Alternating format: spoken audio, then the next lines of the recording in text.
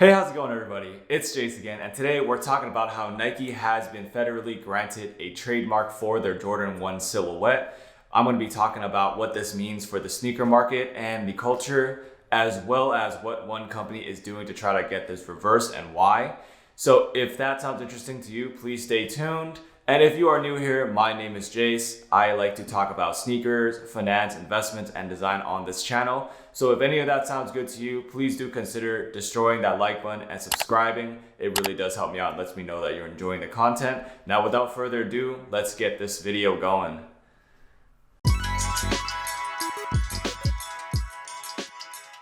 All right, everybody, welcome back. So getting into the stories, if you don't already know, Nike silhouettes have already been repeatedly bootlegged by many different companies on the Jordan 1, the Dunk, the Air Max 97, and many other sneaker silhouettes. So it comes as no surprise that there have been many big lawsuits within the past year and this year pertaining to the likes of Warren Lotas with his Reaper sneakers that look just like a Dunk, as well as Mischief creating the Air Max 97s, and all of these companies have been sued by Nike. And the thing is, similarly to this trademark, when Warren Lotas was sued late last year for copying Nike's Dunk, they used their trademark and trade dress for the Dunk silhouette as well, even though I believe that was not actually a federal trademark.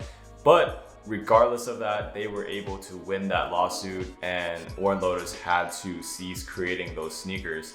So this is only going to strengthen Nike's case against a lot of these other bootleggers and companies, because this one is an official federal trademark and it has been granted. Last thing you need to know before we get started is that there is a group called the RGL Consulting Group, and they are basically filing a counterclaim against Nike saying that they should not have been granted this federal trademark. And I'll go into more detail about that in a moment. Okay, so RGL Consulting Group is founded by Robert Lopez, and they assist in helping independent and small business brands protect their brand ownership against big corporate giants like Nike and Adidas. So the big reason why Robert Lopez and his group wants to get this trademark decision reversed is because he claims that Nike is trying to create a monopoly in the market. And he also says that later on, allegedly, that he wants to create his own sneaker that has certain elements that may resemble a Jordan 1.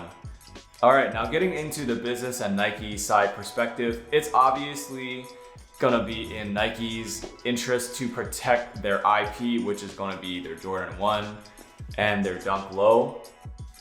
And they're not going to wanna just fully let people create whatever they want and piggyback off of their success. And Nike has already been repeatedly getting their Jordan 1 especially bootlegged, where all of these bootleggers are literally taking the Jordan 1 silhouette panel for panel and just replacing some of the registered trademarks like the swoosh and the Nike Air logo, for example. And the craziest part is that Nike has been granted this trademark and or trade dress, which is essentially the whole Jordan 1 sneaker. So this whole design, it pretty much is protected now. So if you create your own sneaker, it can't look like this. The panels cannot be the same. So your toe box probably can't be shaped like this. Your quarter panels probably can't be shaped like this. And just the overall construction of the sneaker and the look of it cannot look like a Nike sneaker now. That's essentially what a trade dress is. It's basically iconic things about the product that remind you of the source, which is Nike. So when you look at this, you know this is a Nike shoe, you know this is a Jordan shoe. So it's kind of up for interpretation how they're going to enforce it and at what degree they're going to enforce it. Okay, so that's Nike side. So now I want to kind of give some design perspective. Now, as I say this in a lot of my videos, if you talk to any real designer, they'll tell you that most designs are more akin to redesigns and not true original designs and or inventions. And I suspect this is why RGL Consulting Group is saying, quote, Nike is overreaching, unquote, with this decision, because it is quite vague in what we have been able to see so far. And it could potentially give Nike a certain type of monopoly in a way, which I will get more into when I go into my thoughts. So one other thing I want to cover is the whole concept of copyright infringement.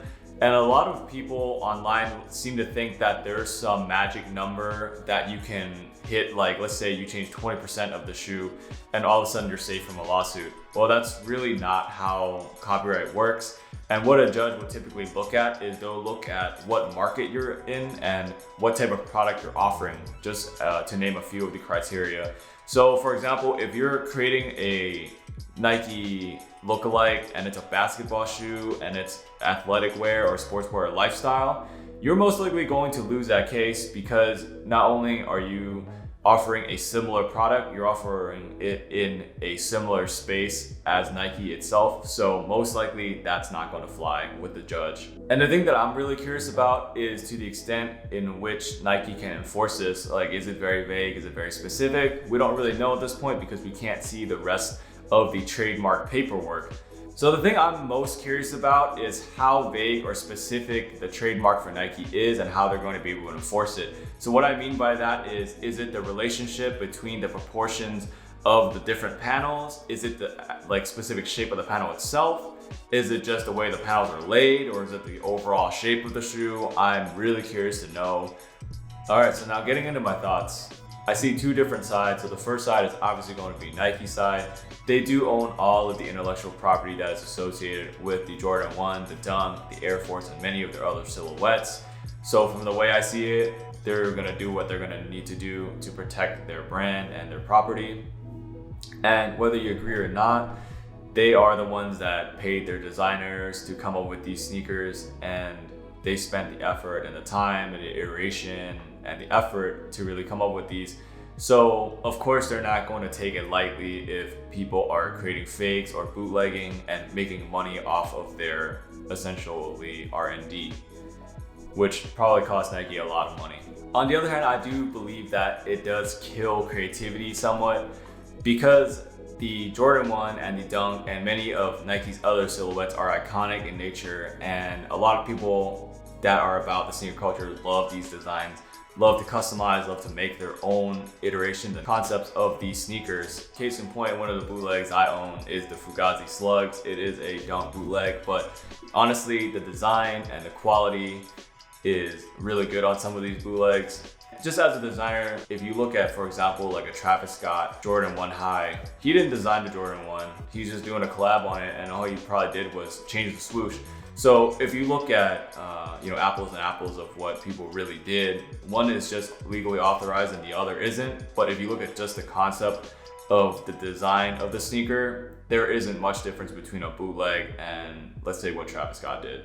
There isn't a whole lot of changes on that Travis Scott High that commands such a high price and commands so much respect, because it is essentially like a bootleg design. But as I already pointed out, these bootleggers are going to definitely be facing a bit of a death sentence here if this does not get overturned, because the bread and butter of a lot of these bootleggers are going to be creating their own iterations of very popular silhouettes. And because Nike has already set a precedent with suing Warren Lotus last year for the Dunk silhouette, and now they have an official federal trademark for the Jordan 1, them winning cases is going to be easier than ever to defend their IP. With the only other precedent ever contesting that would probably be Bape with their Bapestas back in the day. I don't know if you guys are even old enough to remember those. However, for the future of bootlegging, I don't really think that it's ever going to fully go away. I just think that if this doesn't get overturned, they're going to just be moving underground. You're going to be seeing much more limited quantities, and you're probably not going to see a lot of these brands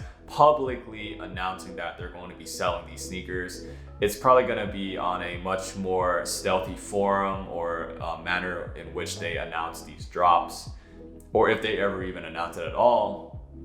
But as a whole, I don't really think that you can stop the creativity of these brands or independent businesses really trying to continue and thrive by creating and bootlegging sneakers that they love to work on, for example. And the last kind of negative thing I want to point out is I just see this huge conflict of interest with RGL Consulting Group, where Robert Lopez allegedly states that he wants to get this decision revoked because he's also looking to create his own sneaker that may have certain features that resemble Jordan 1. So to me, that's like a huge red flag, because it sounds like he's just doing it out of his own interest. And he's like, it almost sounds like he's mad that he can't, because now Nike can sue the shit out of him. But to end on a positive note, I do think some of these bootleggers or people copying these sneaker silhouettes, even though they're not truly designing a sneaker from the ground up, but as I already said, and I want to keep reiterating this, is that not a lot of designs are full originals. A lot of designs take inspiration from others and they just transform it into their own product or idea. But I seriously think that a lot of these bootleggers can create some amazing sneakers that have some crazy creativity. So I would definitely love to see them create their own sneakers from the ground up, and I want to see what they can do. And finally, the finesse part of all this is that if this trademark sticks and RGL Consulting Group cannot get this decision revoked, these bootlegs that are already out in the world are most likely going to become a piece of history in sneaker culture. You may see these sneakers become very sought after, especially the nice ones, just like how the Newport Air Force was, if you guys know what that is. But essentially that item was technically illegal and it was a bootleg, and it became iconic, and these items could potentially skyrocket in value if this does stick. As I already said in my other video, a lot of sneaker investment is more like sneaker speculation, and investing in bootlegs is definitely even more speculative. And if you don't know what that means, I'm gonna link my video down below. I covered that a few weeks ago already, so do make sure you check that out and brush up on your knowledge. But anyways, let me know in the comments what you think about this situation. Is there a certain side that you're on? Do you think that Nike's in the right? Or do you think that Nike should be doing this? Do you agree with RGL Group? Do you think Nike is trying to create a monopoly? Do you think bootleggers need to finally stop being so lazy and create their own sneakers from the ground up? Let me know in the comments below. There's a lot of sides to this story, and this story is still ongoing, so I will be covering it in the future. But anyways, you already know it's Jace. Get your finance knowledge up, get your investment knowledge up, get your sneaker knowledge up. Make sure you like, subscribe, and ring that bell notification for those new videos. It's been Jace, it's been real, and I'll catch you guys in the next video.